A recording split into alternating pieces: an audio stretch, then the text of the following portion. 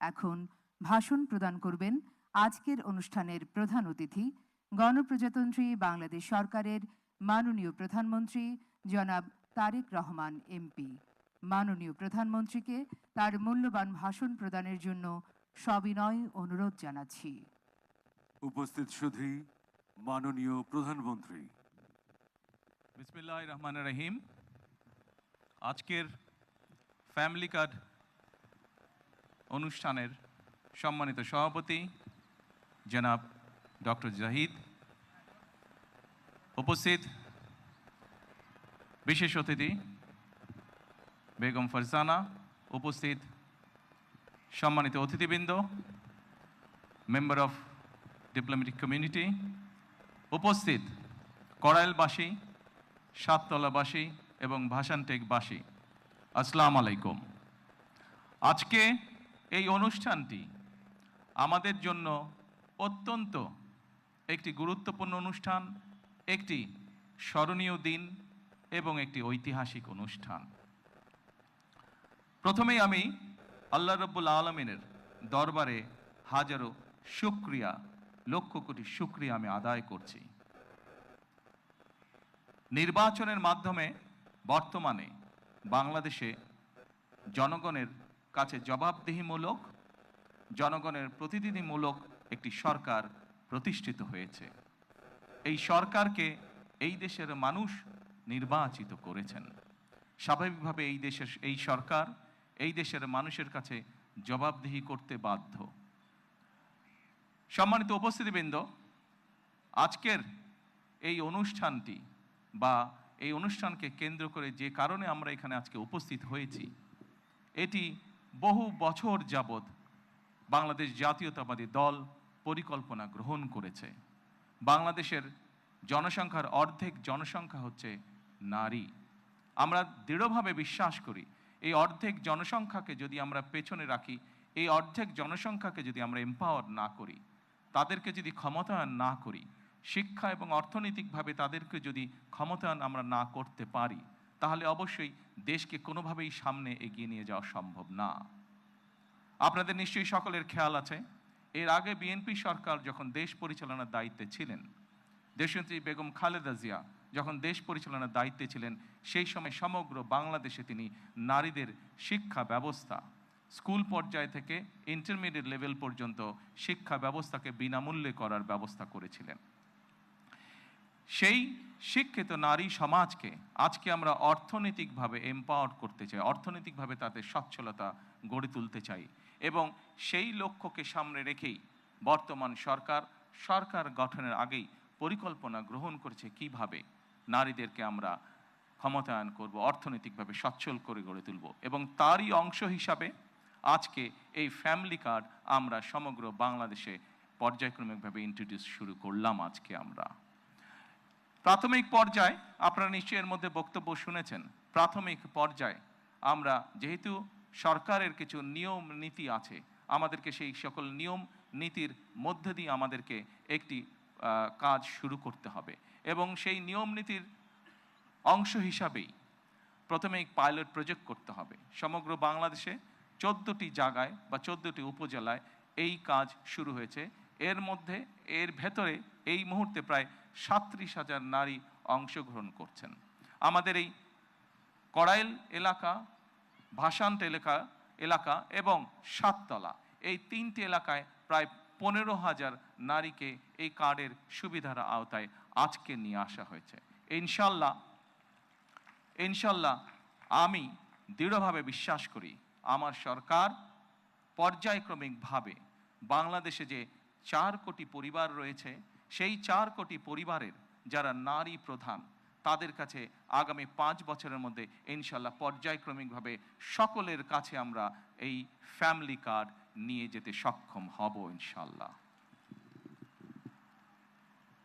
সম্মানিত সকল উপস্থিতিবৃন্দ, আমি আমার বক্তব্যের প্রথমেই বলেছি যে আমরা একটি দায়িত্বশীল সরকারের ভূমিকা পালন করতে চাই, যেই সরকার জনগণের জন্য কাজ করবে, যেই সরকার কাজ করবে দেশের জন্য।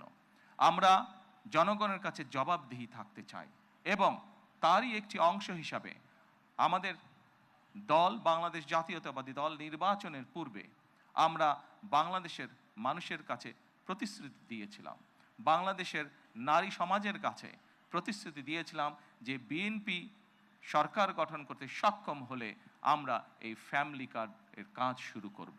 আপনারা নিশ্চয়ই খেয়াল করেছেন, আমরা আল্লাহর রহমতে বাংলাদেশের মানুষের সমর্থন নিয়ে বিগত নির্বাচনে সরকার গঠন করার 1 মাসেরও কম সময়ের মধ্যে আমরা আমাদের এই প্রতিশ্রুতি, জনগণের কাছে দেওয়া প্রতিশ্রুতির কাজ আমরা শুরু করেছি।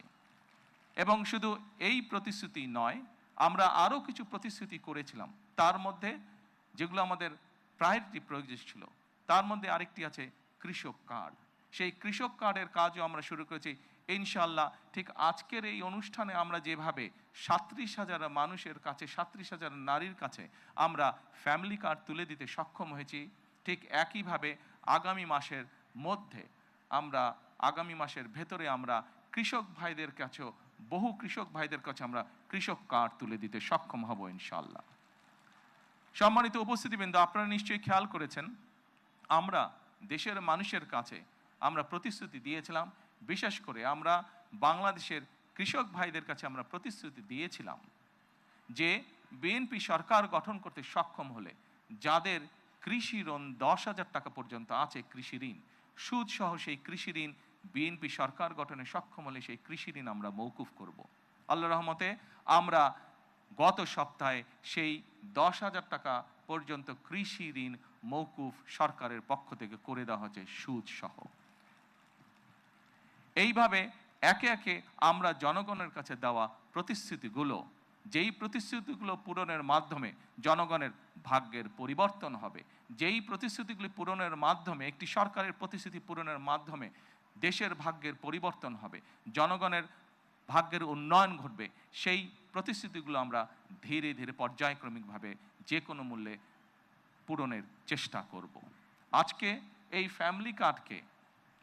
ফ্যামিলি কার্ড ব্যক্তিগতভাবে আমার জন্য আজকের দিনটি খুবই ইমোশনাল। কারণ এখানে আজকে যারা আপনারা অতিথি উপস্থিত আছেন, এখানে কিছু মানুষ উপস্থিত আছেন যাদের সাথে বিগত অনেকগুলো বছর ধরে আমি বসে বসে আমরা পরিকল্পনা গ্রহণ করেছি যে কিভাবে যখন সময় আমরা পাবো, সুযোগ পাবো, জনগণের সমর্থন পাবো, সেই ফ্যামিলি কার্ডটিকে আমরা বাস্তবায়ন করব। আল্লাহ তাআলা রব্বুল আলামিনের রহমতে আজকে আমাদের সেই দিনটি উপস্থিত, যেই দিনে আমরা আমাদের এই প্রতিশ্রুতি রক্ষা করতে সক্ষম হয়েছি। সেজন্যই আজকে আমার জন্য যেমন একটি ইমোশনাল দিন, আমি মনে করি আমার সরকার এবং আমার দল বাংলাদেশ জাতীয়তাবাদী দলের জন্য একটি ঐতিহাসিক এবং একটি ইমোশনাল দিন আজকে। সম্মানিত সকল উপস্থিতিবৃন্দ, সম্মানিত সভাপতি সহ মঞ্চে উপস্থিত অতিথিবৃন্দ, আসুন, এই দেশটি আমাদের প্রথম এবং শেষ ঠিকানা। এই দেশের মানুষের প্রত্যাশা বর্তমান নির্বাচিত সরকারের কাছে অনেক, সেটি আমরা বুঝতে পারি। কিন্তু একই সাথে আমরা যদি বাস্তবতা বিবেচনা করি এবং সমসাময়িক ঘটনা, মধ্যপ্রাচ্যের যে পরিস্থিতি, সকল কিছু যদি বিবেচনা করি, তাহলে আমরা যে প্রতিশ্রুতিগুলো দিয়েছিলাম, আমরা অবশ্যই আমাদের প্রতিশ্রুতি থেকে বিন্দুমাত্র আমরা অবস্থান পরিবর্তন করব না। হয়তো সমসাময়িক বৈশ্বিক পরিস্থিতির কারণে ক্ষেত্র বিশেষে হয়তো আমাদের কিছু কিছু ক্ষেত্রে সময় বেশি লাগতে পারে প্রতিশ্রুতিগুলো বাস্তবায়নের জন্য।